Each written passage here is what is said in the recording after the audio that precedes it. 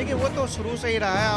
अब 200 साल तक ये राज करके हमारे ऊपर गए हैं और भारत के लोगों की क्या स्थिति, भारत सोने की चिड़िया कहलाता था। इन लोगों ने ही भारत को लूटा है। कि देश में कोई मुखदर्शक सरकार नहीं है, मोदी जी की सरकार है। और ये चाहे एक हो जाए चाहे कुछ हो जाए, हमारे देश में भी तो कुछ विरोधी एक और है। मोदी जी से चुनाव लड़ने के लिए एक और है ना भाई, तो वो हो जाए, कोई दिक्कत नहीं। भैया देश में 56 इंच वाला है, वो देश वालों से भी लड़ सकता है और विदेशियों को भी अकल ठिकाने लगा सकता है। और भारत आज विश्व का मार्गदर्शक बन सकता है, ये भारत ने दिखाया। भारत अब विश्व को लीड करने की क्षमता रखता है, ये भारत ने दिखा दिया है। मेरे देश में प्रधानमंत्री अब कोई ऐसा आदमी नहीं जो चुपचाप सुन के रह जाएगा और कोई कंट्रोवर्सी होगी। ये कंट्रोवर्सी वाला नहीं है, कंट्रोलिंग वाला प्रधानमंत्री है जो अपने हाथ में कंट्रोल रखता है। अगर आप आतंकवाद, चाहे वो खालिस्तान का आतंकवाद हो चाहे वो पाकिस्तान का आतंकवाद हो, हमने सबक सिखाया है। नमस्कार, मैं हूं तुषार और आप देख रहे हैं सौगंध टीवी।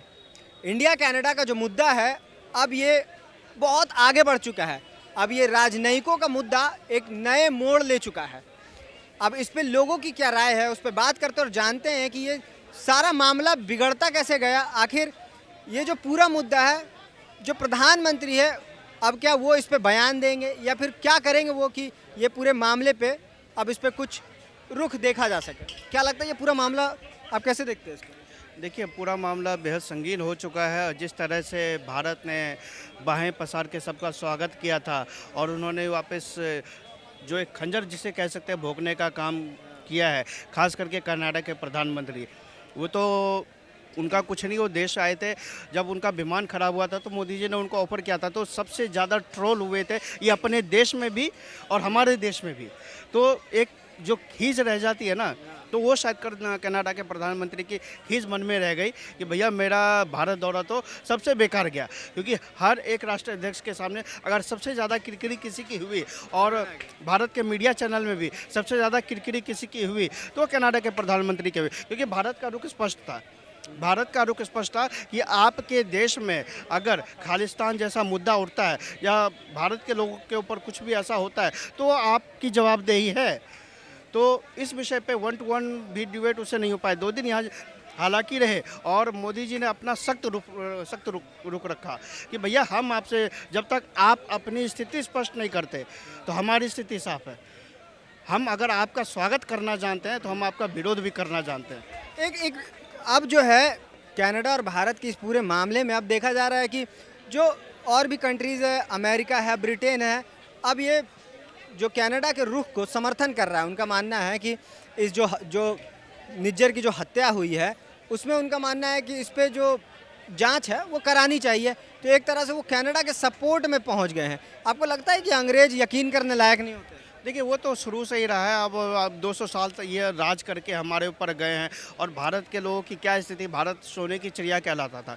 इन लोगों ने ही भारत को लूटा है और भारत के खजाने को लूट के अपने देश से ले गए। तो देखिए इनके ऊपर तो विश्वास करना ना के बराबर है। खैर मैं आपको विश्वास दिलाना चाहता हूँ कि देश में कोई मुखदर्शक सरकार नहीं है, मोदी जी की सरकार है। और ये चाहे एक हो जाए चाहे कुछ हो जाए, हमारे देश में भी तो कुछ विरोधी एक और है। मोदी जी से चुनाव लड़ने के लिए एक और है ना भाई, तो वो हो जाए, कोई दिक्कत नहीं।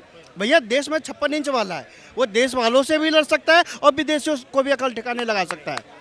वो विदेशियों को भी अकल ठिकाने लगा सकता है। इसलिए मेरे देश का प्रधानमंत्री और नंबर लोग कह रहे हैं कि मोदी जी को G20 में आया, खाए पिए चलेगा और साथ में चूना लगा के चले गए। ना, ऐसा नहीं कह सकते। खाए पिए आए, G20 में चूना लगा के चले गए। भारत ने अपनी भूमिका दिखाई, भारत ने अपना शक्ति दिखाया और भारत आज विश्व का मार्गदर्शक बन सकता है, ये भारत ने दिखाया। भारत अब विश्व को लीड करने की क्षमता रखता है, ये भारत ने दिखा दिया है। तो वो चीज़ नहीं है खाया पिया पचा रहे। हमने खिलाया, हमने पिलाया, हमने यहाँ पचाया और तुम्हारी ना पची तो वहाँ जाके हाजमा ख़राब कर लो, उसमें हम कुछ नहीं कर सकते। तुम्हारा हाजमा ख़राब हुआ तो जाके भैया दवाई ले लो तुम अपने देश में ना, तो कहो मोदी जी दवाई भी भिजवा देंगे। उन्होंने कहा था G20 के सम्मेलन में कहा था कि हम दवाइयाँ भेजने का भी काम करते हैं। तो अगर किसी की भी कोई किसी का हाजमा अगर खराब हो गया हो तो मोदी जी दवाई भी भेज देंगे। दवाई भी भेज देंगे। तो देखिए ना खाया ना पचाया, सीधी बात है। मैं तो यही कहना चाहूँगा, मेरे देश में प्रधानमंत्री अब कोई ऐसा आदमी नहीं जो चुपचाप सुन के रह जाएगा और कोई कंट्रोवर्सी होगी। ये कंट्रोवर्सी वाला नहीं है, कंट्रोलिंग वाला प्रधानमंत्री है जो अपने हाथ में कंट्रोल रखता है, चाहे वो देश के अंदर का कंट्रोल हो या विदेश नीति का कंट्रोल हो। विदेश नीति के लिए मोदी जी को छोड़िए, जयशंकर जी से निपट लीजिए पहले। एस जयशंकर से। एक और सवाल है कि जिस तरह से हमने देखा कि जो आतंकवाद है, पाकिस्तान पनाह देता है कई आतंकवादियों को। अब हम देख रहे हैं कि अभी तो नहीं, कई सालों से जो खालिस्तान समर्थक आतंकवादी है, उन खालिस्तानियों को भी कनाडा कहीं ना कहीं समर्थन देता आया है, क्योंकि वहाँ पे यहाँ के जो सिख कम्युनिटी है, उन्होंने तो सिरे से नकार दिया है इन खालिस्तानियों को। यहाँ तो उनका कोई लेना देना नहीं है, लेकिन कनाडा में जाके वो भड़काते हैं, खालिस्तान की मांग करते हैं और वहाँ से ये अपना जो भी मांग है वहाँ रखते हैं। तो आपको लगता है कि देश के बाहर जाके कई जो आतंकवादी है वो अपना गुट बना के इस तरह की काम कर रहे हैं? डे वन से मोदी जी ने अपना रुख स्पष्ट कर रखा है। आतंकवाद पर कोई विचार नहीं, आतंकवाद पर कोई बात नहीं। अगर आप आतंकवाद, चाहे वो खालिस्तान का आतंकवाद हो, चाहे वो पाकिस्तान का आतंकवाद हो, हमने सबक सिखाया है। हम उस पर कोई कंट्रोवर्सी नहीं जाते और उस पर कोई बातचीत नहीं।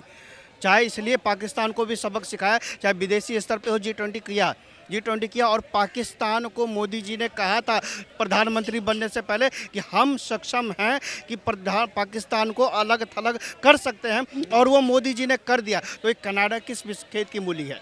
ये कनाडा किस खेत की मूली है? देश के सिख भाई, हमारे देश के सिख भाई हम हिंदुस्तान के साथ हैं और उनके दिलों में आवाज़ है हिंदुस्तान जिंदाबाद। उनके दिलों में आवाज़ गूंजती है भारत माता की जय।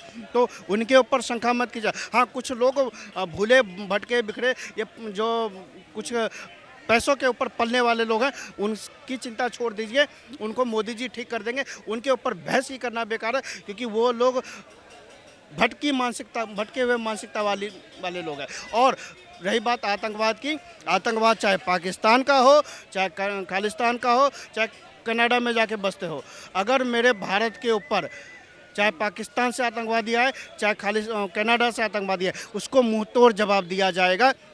और इसी कारण देश के प्रधानमंत्री जी ने विदेश मंत्री जी ने एक बयान जारी किया है कि उनके सारे वीज़ा को रद्द कर दिया गया। कोई भी वीज़ा नहीं लग रहा कनाडा का भारत के अंदर। तो भारत जवाब दे रहा है, ना कि ये कनाडा जवाब दे रहा है। वो अलग थलग पड़ चुका है, भारत अपने दम पर खड़ा है आज का भारत। कनाडा का ये कहना है, कनाडा के जो प्रधानमंत्री है जस्टिन ट्रूडो, वो कह रहे हैं कि जिस तरह से हरदीप सिंह निज्जर की हत्या हुई है, हमारे देश की संप्रभुता की बात है कि उसमें जो भारत के ISI एजेंट है, जो माफ़ करिएगा, भारत के जो एजेंट है उनका इसमें हाथ है। कनाडा का ये कहना है, जिसकी जांच चल रही है। तो आपको लगता है कि इस पूरे मामले में जो कनाडा की संप्रभुता है उस पर हमला किया गया? मैं फिर कहना चाहता हूँ, इस G20 में सबसे ज़्यादा अगर किरकिरी किसी की हुई है, वो किरकिरी हुई है कनाडा की। और उसकी जो खींच रह गई है ना उसके मन में, वो खींच बाहर निकालना चाहता है। देखिए, वो भी जैसे हमारे देश में परिवारवादी पार्टी है ना, वो कनाडा का प्रधानमंत्री भी परिवारवादी पार्टी से ग्रसित है। जहाँ भी जाता है अपने बिटवा को साथ लेके जाता है। तो अपने बिटवा का वो भविष्य बनाने के चक्कर में, तो मैं उस पर नहीं जाना चाहता। मैं आपको ये स्पष्ट करना चाहता हूँ कि वो जो खींच निकालना चाहता है, मोदी जी इसके ऊपर भारी पड़ेंगे। आप चाहे कुछ भी कहिए फलान, देखिए अनर्गल आरोप का कोई जवाब नहीं होता।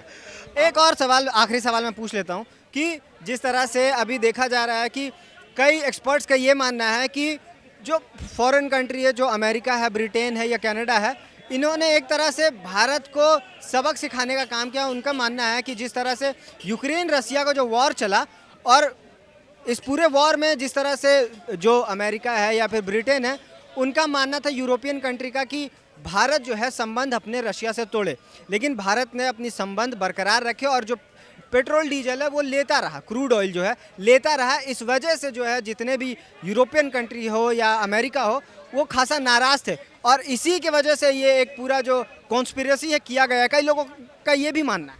भारत अपनी विदेश नीति के ऊपर चलता है, किसी और के बनाए रास्ते के ऊपर भारत अब नहीं चलता। भारत अपने बनाए रास्ते के ऊपर चलता है, चाहे विदेशी या एक हो जाए।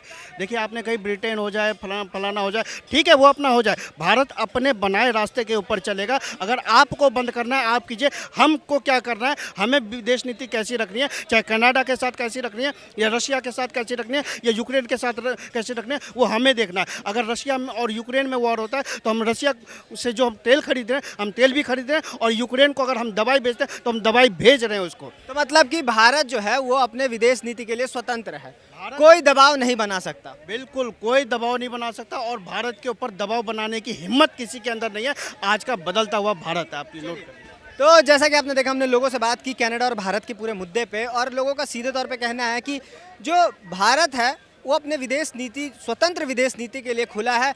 चाहे हम रसिया से तेल ले, यूक्रेन को सपोर्ट करें, ये भारत खुद तय करेगा, ना कि यूरोपियन कंट्री और अमेरिका तय करेंगे हमारे भारत की विदेश नीति। मैं तो तुषार, कैमरा पर्सन अंकित के साथ सौगंध टीवी। आप देख रहे हैं सौगंध टीवी, सौगंध वतन की।